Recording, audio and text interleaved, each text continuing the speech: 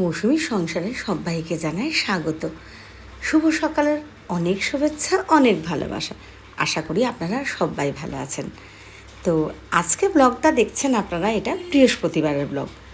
তো বেশ সকাল সকালই শুরু করেছি, কারণ এখন গরমকালে একটু তাড়াতাড়ি উঠি, তাড়াতাড়ি কাজগুলো সেরে নিই। কারণ বেলা হলে কিন্তু প্রচণ্ড কষ্ট হয়, থাকা যায় না ওই ঘরে, আর কাজও করা যায় না। এমনি ঋষির আর আমার অবস্থা খুব খারাপ, মানে সারা গায়ে ভর্তি ঘামাচি নয়, পুরো গরম গোটা মতন, মানে আবার যে ফোড়া ব্যথা হয় ওরকমও না, মানে গোটা গোটা প্রচণ্ড কষ্ট হচ্ছে। তো ওই জন্য ঋষির তো আজকে পড়া আছে বৃহস্পতিবার, ঋষি পড়তে যাবে, আর এদিকে আমি কাজগুলো সেরে ফেলছি।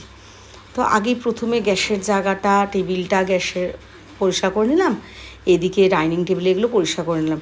ডাইনিং টেবিলটার মধ্যে দেখেছেন ঋষি বসে বসে যখন ফাঁকা থাকে কাজ করা, কাঁচি দিয়ে মনে হয় ওটা ফুটো করে দিয়েছে।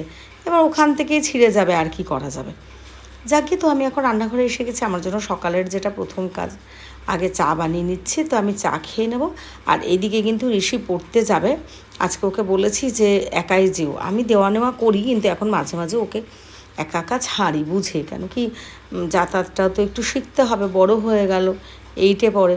তো ওই জন্য বলেছি বাবা তুমি একাই পড়তে চাও, আর আসার সময় একা চলে এসো, আর যদি সেরকম হয় তাহলে আমি আনতে যাবো। আর আগে তো স্যার 6:30 থেকে পড়াতো, ভোরবেলা তো দিতে যেতাম, কেন কি রাস্তাঘাটটা তখন একটু ফাঁকা থাকতো। এখন যে টাইমে যায় পড়তে তো প্রচুর লোকজন থাকে। এখন তো বৃহস্পতিবার ওই 7:30 নাগাদ বেরোয়, আর রবিবার তো 9:30, আসেও বেলাতে। তো ওই জন্য কোনো দিন পারলে আমি যাই, কোনো দিন যাই না। তো ঋষি পড়ে কিন্তু এখন এসে গেছে। আমি না গোটা পান্তা ভাত রেখে দিয়েছিলাম, পান্তা ভাতের একটা শরবত বা লস্যি যাই বলুন না কেন, খেতে কিন্তু ভীষণ ভালো। এটার কিন্তু আমি একটা শর্ট পোস্ট করেছি, যদি আপনাদের ভালো লাগে তো দেখে নিতে পারেন। কিন্তু এটা কিন্তু শুধু যে শর্ট পোস্ট করব বা বলা ওরকম নয়, সত্যি এটা খেলে কিন্তু প্রচণ্ড পেট ঠান্ডা রাখে, আপনারা খেতেই পারেন। তো এটা করে ঋষি আর আমি খেয়ে নিলাম। তারপরে এসে গেছি আমি বাসন মাজতে। কতগুলো বাসন হয়ে গেছে, আর টুকটুক করে মেজে ফেলছি। এই জন্য অনেকেই বলে যে মানে শীতকালটা ভালো লাগে, গরমকাল ভালো লাগে না। আমি কেন বলি আবার, হ্যাঁ গরমে তো প্রচণ্ড কষ্ট হচ্ছে, কিন্তু না শীতকালে একদমই কাজগুলো আগাতে পারি না। আর এখন এই যে বসে বসে যতগুলো বাসন হয়, সে রাত্রিবেলাও কোনো দিন ধুয়ে নিই, মানে যখন যেরকম সুবিধা হয়। কাজের চাপটা খুব কম থাকে আমার, ওই জন্য আমার একটু একটু ভালো লাগে এটাই। আর আজকে কিন্তু এই যে বাসনগুলো মেজে মেজে একটা গামলির মধ্যে রাখি, তো জলটা যাওয়ার টাইম হয়ে গেছে, তো এইদিকে অ্যালুমিনিয়ামের গামলিটাও পেতে রেখেছি। ওই জন্য ঋষিকে কী করি, ওই অ্যালুমিনিয়ামের গামলিটার মধ্যে সব বাসনগুলো ধুয়ে রেখে দিই, ঋষি আবার ঋষির মতন করে পরে একটু গুছিয়ে রাখে। তো যাই হোক, কাজ তো সারছি, আর ভিডিওটা আশা করি আপনাদের ভালো লাগবে, শেষ পর্যন্ত দেখার অনুরোধ রইল। আর ভালো লাগলে একটা লাইক, কমেন্ট আর শেয়ার করে দেবেন। আর যারা সবসময় পাশে থাকেন, আমার পরিবারের সদস্য হয়েছেন, তাদেরকে জানাই অনেক ধন্যবাদ, অনেক ভালোবাসা। আর যারাও এখনও আমার পরিবারের সদস্য হয়ে ওঠেননি, তারা কিন্তু আমার পরিবারের সদস্য হয়ে উঠুন। আপনাদের একটা লাইক কমেন্টে আপনারা সদস্য হলে আমার পরিবার পুরো পরিপূর্ণ হয়ে যাবে, পরিবার ভরে উঠবে, তাতে আমার খুব ভালো লাগবে আপনাদের পেয়ে। এই যে ঋষি আজকে কী করলাম, যেহেতু গামলিটা ভর্তি, হাতে হাতে বাসনগুলো দিলাম, বললাম বাবা দু একটা রেখে দাও, কেন ওই বাসনগুলো নিয়ে আমার ভয়ও করে, রান্নার করতে ওগুলো রাখতে গুছাতে আমার খুবই সুবিধা হয়। তো ওই জন্য ভেঙে টেঙে গেলে ওই জন্য ঋষি ওগুলো রেখে নিল, আর বাদ বাকিটা স্টিলেরগুলো রাখলে পরে গুছালেও হবে। তো এবার তো একটু ডাল সেদ্ধ করে নিলাম, দুপুরে খাওয়া দাওয়ার পালা। আমি না একটু স্যালাড বানাবো টমেটো দিয়ে। ঋষি টক দইটা কিন্তু এমনি খুব ভালো খায়, শুধু দিলে একটু নুন চিনি দিয়ে বা কিছু খেয়ে নেবে, কিন্তু এই শসা পেঁয়াজ টমেটো দিয়ে খেলে একদম খেতে চায় না। তাহলে টক দই এনেছি, ঠিক আছে ওনা হয় টক দই দিয়ে খাবে, ডাল, পাঁপড় ভাজা, ডিম ভাজা যা হোক, আমি একটুখানি ওই পাঁপড় ভাজবো, আর ডাল ভাত আর একটু স্যালাড বানিয়ে নিচ্ছি। আর আমার আজকে টক দই দেবো, কিন্তু টক দই ছাড়াও কিন্তু এটা খেতে আমার খুবই ভালো লাগে।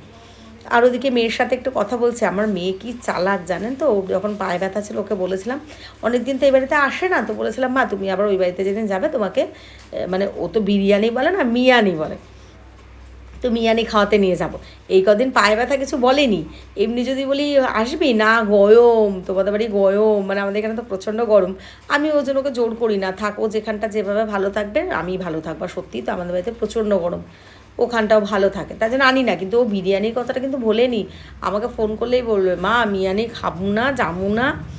তা আমি বলছি হ্যাঁ খাবে। ওরা আমি তখন মনে পড়লো, আরে ওকে তো বলেছিলাম যে মা তাড়াতাড়ি সুস্থ হয়ে ওঠো, পা ব্যথা কমে যাক, তাহলে কিন্তু তোমাকে আমি বিরিয়ানি খাওয়াতে রেস্টুরেন্টে নিয়ে যাবো। মানে ও না এইখানে আসলে, ওই বাড়িতে যেহেতু ওর মামি প্রচুর রান্না করে, ওইভাবে মানে একান্নবর্তী পরিবার, কত মানুষজন, তাদের সাথে খেয়ে না। আর এখানে আসলেই কিন্তু একটু রেস্টুরেন্টে যেতে যায় আমার সাথে, যেহেতু এই জিনিসটা আমারও আছে। এখন তো প্রচুর এই রান্নার ব্লগগুলো করি বলে আরও, নাহলে তো আগে রাত্রিবেলা আপনারাও দেখেছেন যারা আমার আছেন আর কি আমার সাথে, আমার পরিবারের একজন, যে আমি প্রায় দিনই রাত্রিবেলা রেস্টুরেন্টের খাবার খেতাম, রুটি তড়কা বা এরকম, আর একবেলায় যা রান্না করতাম। আর এখন তো সেটা অনেকটা, এই যে বিরিয়ানি, আমার তো কয়েকটা নির্দিষ্ট দোকান, চাউমিন মোগলাইয়ের নির্দিষ্ট দোকান, এগুলো তো আমি অনেকই শেয়ার করেছি। যেমন মধ্যমগ্রামে আহারের বিরিয়ানি, আর রেস্টুরেন্টে গেলে রাজে যাই, আর এদিকে তো আমাদের বিশ্বনাথদার দোকানে চাউমিন রোল মোগলাই বললেই বিশ্বনাথদার ছেলে দিয়ে যায়। তো এখন তো একটু কমিয়ে দিয়েছে, যেহেতু নিজে রান্না করি ব্লগগুলো দিয়ে, তাই জন্য আমাকে সবাই না মানে ইয়ার্কি মানে আমার সাথে, যে এখন তো আমার বৌদিরাও বলে, মা বলে ভালোই হয়েছে এটা করে, তুই তো এখন নিজে কত রান্না করিস, এরকম ব্যাপার। হ্যাঁ, তবে রান্না যে পারি না ওরকম নয়। যখন কোনো ভাইফোঁটা বা অনুষ্ঠানে আমাদের বাপের বাড়ির সবাই দাদা ওরা আসতো, তখন কিন্তু আমি নিজের হাতে রান্না করতাম। আর সেই দিনেও তো যে আসলো সবাই, দেখলেন তো, আমি সেই ভোরবেলা উঠে মানে রাত 12টা থেকে কোনো যে আগের দিন করে রাখি ওরকম নয়, কিন্তু সবটাই সম্পূর্ণটা করেছি, করে নিই। আমি রান্না করতে ভালোই পারি মোটামুটি, যেগুলো করতে পারি, যেগুলো পারি না সেটা তো আলাদা ব্যাপার, সবাই তো সবটা পারে না। যাই হোক, আমি না ওই পালসের সেই গুঁড়োটা ছিল, সেদিনকে শরবত বানিয়েছিলাম, ওটা একটু বরফ দিয়ে গুলে আর আমি এটা বসিয়ে দিয়েছিলাম একটা গ্লাসের মধ্যে। ওই জন্য এত, আসলে আমার যে আইসক্রিমের ইয়েটা মোল্ডখানা ওটা নেই, সেদিনকে বাপের বাড়ি নিয়ে গেছিলাম দাদার ছেলের জন্য, আর আনা হয়নি। তো ভাবলাম কী করবো, গ্লাসের মধ্যে বসিয়ে দিই। বিশ্বাস করুন কি দারুণ খেতে। আমি কিন্তু কিচ্ছু দিইনি, যদি কারো ভালো লাগে শুধু ওই পালসের চকলেটটা আমি তো শর্ট দিয়েছি, শুধু গুঁড়ো করে একটু ঠান্ডা জল দিয়ে বা গরম জলও দেন, ফ্রিজে রাখলে তো হয়ে যাবে। এইভাবে বসিয়ে খেয়েছে। এখন কিন্তু বেশ রাত হয়েছে, 12টা 12:30 বাজে, মাঝে মাঝে কারেন্ট যাচ্ছে আসছে, কী করবো, এখন আমি বসেছি আইসক্রিম খেতে, আর এসে ঘুমিয়েও পড়েছে।